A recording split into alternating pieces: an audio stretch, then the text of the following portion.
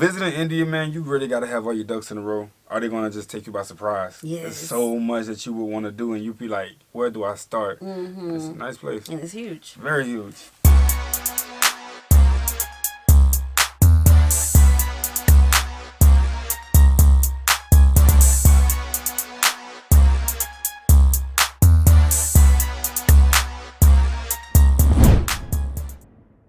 What's good, y'all? It's the Demouchets REACT, and we're back with another video. Who we got today, C? Today we're back with another reaction. Super excited about this video. If you're new to us and we're new to you, make sure you scroll down, hit that subscribe button, and turn on the post notification bell because we're on the road to 200K.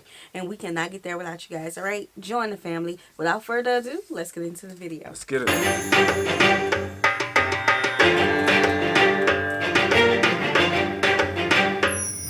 Hey everybody, simple question for you. Who doesn't love traveling? Well, I sure do, and I've been to a lot of different countries. But there's one that will stick with me forever, India. Like I said, I'm pretty well traveled. I like to go abroad at least once a year, so I've got a lot of trips under my belt. But when a friend told me that I just have to see India, well, that's exactly what I did.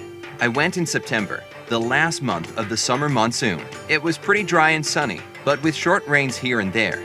The perfect weather for a traveler, if you ask me. Being the confident and well-experienced globetrotter that I am, I went there prepared, and I thought I was ready for anything. Boy, was I wrong. The colors, the contrasts, the pace, the people, everything hit me like a ton of bricks, and didn't let go even when I was already back home.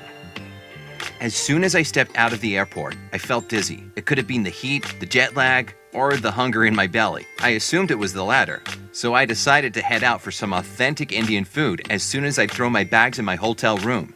Now, the food there deserves a big shout out. First of all, Indians eat very little meat. In fact, they have the lowest meat consumption per person in the world. Most of their dishes are vegetarian, and meat is replaced with soy meat. This is mostly because 80% of the population is Hindu. Probably like you, I'd always heard that Hinduism requires a strictly vegetarian diet, but that's not the case. It's just because they believe not eating meat minimizes the hurt they bring to other living beings. That's definitely one of the things I learned during my travels, and I was pleasantly surprised. Another thing about food in India is that it's all heavily spiced.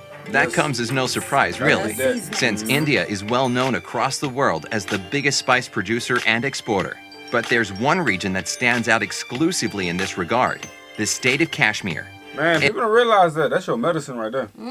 All your spices, if you tone them things together and blend them well, oh yeah, you got your nice little soup that's going to clean you out real quick. Yes, what you put in your body through food heals you quicker than antibiotics. What's that saying? You are what you eat. Yeah. Hey. It's home to the most valuable spice ever, saffron. Sure, this flower isn't unique to India. It also grows in Iran and Spain. Kashmir, however, produces the highest quality and the most expensive saffron in the world. The town of Pampore is literally built around saffron fields. There are actually 3 varieties cultivated there. There's Mongra, the most expensive one, that costs about $1,600 a pound. Then you've got Lacha, which, interesting enough, is less pricey at $1,000 per pound. Yet saffron farmers say it's the purest. And finally, there's Zarda. It's the cheapest, but only compared to other varieties, because $250 a pound isn't exactly what I call cheap. Man, I'm telling you, look, before y'all start getting on y'all Flintstone vitamin pills, bro, do your research on some good spices, bro. Anything. I mean, they got the other ones. They got the adult vitamin pills as well. So I just did the Flintstone. I think everybody can know about that one. Such your dad. That is, yeah, that is. But yeah, do your research on it, man. They got everything from spices that works with your, it kills inflammation. It helps with the heart. It helps with your mind, the eyes. You know what I'm saying? It keeps your blood circulating clearly. You know what I'm saying? A lot of stuff. So definitely want to look into that and get your India's spice game is definitely on point. So, I found a good place to eat, and as soon as I saw the menu, I remembered that Indian is also famous for its large variety of teas, or as the locals call it, chai. You should see the sheer number of options. I never thought there could be that many types of tea.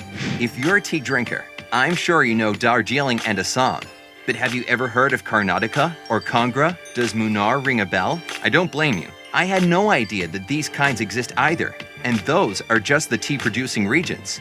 There's even more once you get into the types of chai by adding particular spices and herbs. Take, for example, masala chai, which is made with cinnamon, ginger, cloves, and That's herbs. the one I I know. personally fell in love with butter tea. It's so thick and creamy, I could drink it by the gallon.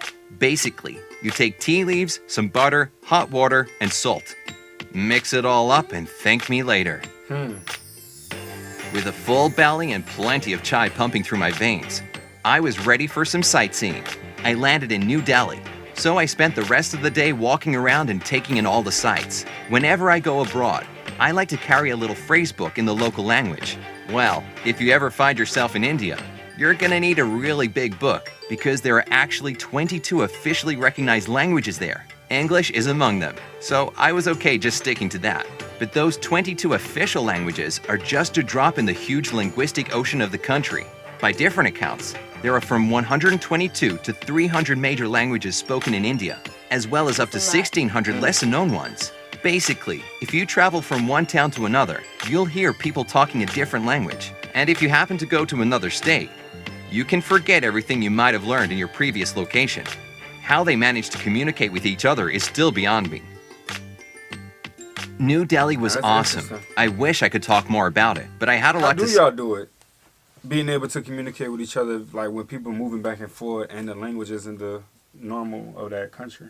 They may know more than one language. And I think that's the key right there. Like I think they're actually raised on knowing more than one. Mm-hmm. Yeah. I did find time to take a train up to Amritsar and see the Golden Temple. How do I even begin to describe it? The whole thing is covered in gold and sits in the middle of a huge pool of water. This is where the tradition of Langar takes place. Langar is a vegetarian meal that's given to any and everyone who comes to the temple, regardless of their background or beliefs. Just imagine, the Golden Temple provides a free meal to over 50,000 people a day. That's And on fine. special occasions, it can feed up to 200,000. I got a free meal too, and it was really delicious. You can volunteer there as well. I did just that because I was in so much awe about the place, I didn't want to leave. What I actually regret is that I didn't get to see the Kumbh Mela in action. It's one of the greatest celebrations of India, and apparently it's a sight to behold. In 2011, so many pilgrims gathered in one place that the whole congregation of 75 million people was even visible from space. Oh, yeah, This very year, excellent. it's Yeah. taking place from January until early March. So if you've seen it with your own eyes, just know that I'm so jealous. In fact, whatever India does, it does it on a huge scale. For example, it has the largest number of post offices in the world. Wherever you go, you'll stumble upon one literally on every corner. The irony of this is that it doesn't really help the situation with delivery times. Right. One Indian guy told me it's totally normal to wait for your package to be delivered in 2 weeks' time, even if it was sent from a nearby town. But hey, patience is a virtue. Yeah. But it doesn't stop there. India places third in terms of the number of Guinness World Record holders. The world's fastest nose typer, the most expensive wedding ever held, and the most selfies taken together are just a few of the bizarre world records held in this country. What else? The largest railroad network in the world? Check. Well, almost, since the United States does technically have more. But anyway, India has built over 3.5 million miles of railroads, which, considering the smaller size of the country, still means easier transit within and between different locations. With that in mind, it shouldn't really be a huge surprise that Indian Railways is also the largest employer in the world. It has over 1 million employees. And considering the country's extensive railway network, these people are scattered throughout India. From the smallest villages to the biggest cities, the number of jobs grows every year. So it looks like you could always get a job there if you're looking for employment in India. Anyway, what can I say about my final impressions? I was blown away, and I seriously didn't want to leave this fascinating place. Visiting it was like going to a whole new world for me. I tried to get as many souvenirs as I could, but I almost forgot one important thing. If you ever go there, by the way, you'd better remember it too.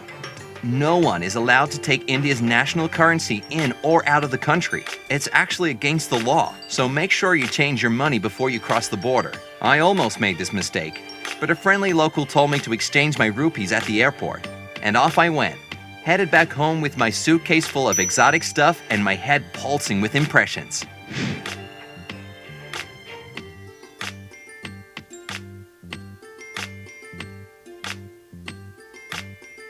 Really? Can you tell me anything else about India that I missed? I'm definitely going to go back. So leave me... Yeah, we'd love to hear that in the comment section. Anything that, you guys think we should know about to dive deep into India. Man, it's the people that makes India what it is, too, though. You know what I'm saying? Like, it's a beautiful place. Yes, my favorite part of this whole video was about the goat temple and how they feed the people every day. I wondered, like, I know, okay, so coming from the United States, we know that homelessness is a huge problem here. Facts, yeah. So I would love to know what is it there, because he went to New Delhi, and so the Golden Temple was there. I would love to know, like, if it's in every city or every, area, or was it just there that they feed the people, and more things like that. Because I remember when we were talking about Tata and how, he gave to charity and had all of these programs. It seems like India is a place that take care of their people. So I would just love to dig more into, like, the charity work as well. By the way, Tata owns, like, everything. Everything. Just about, man. Like, the list went on and on. Yeah. Visiting India, man, you really got to have all your ducks in a row. Are they going to just take you by surprise? Yes. There's so much that you would want to do, and you'd be like, where do I start? It's a nice place. And it's huge. Very huge. Yeah, so we hope you guys enjoyed this video with us. Like this video, subscribe, turn on the post notification bell. We have enabled our super thanks if you like to support the channel that way, as well as our reaction request form is in our description box below. We'll see you soon. Peace.